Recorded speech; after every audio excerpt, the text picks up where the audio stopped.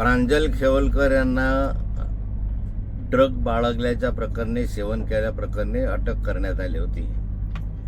परंतु आज त्या ठिकाणी त्यांना जामीन मिळाला. त्यांच्याबरोबर साऱ्यांना ज्या ठिकाणी जामीन मिळाला त्या ठिकाणी असं लक्षात येत आहे की त्यांनी कुठलंही ड्रग सेवन केलेलं नव्हतं किंवा बाळगलं नव्हतं.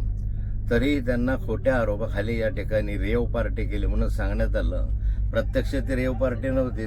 5 जण 7 जण एका घरामध्ये बसले ती रेव पार्टी होऊ शकत नाही. नंतर त्यांच्यावर फार मोठे गुन्हे आहेत म्हणून त्यांच्यावर गुन्हा दाखल करण्यात आला. पहिल्या क्रमांकाचा आरोप केलं. त्यांच्यात आयुष्यावर एकही गुन्हा नव्हता. त्यांचे जर हे सगळे किस्से जर पाहिले तर पोलिसांनी किंवा कोणीतरी कोणाच्या तरी सांगल्यावरून हे कृत्य केलेलं दिसत आहे.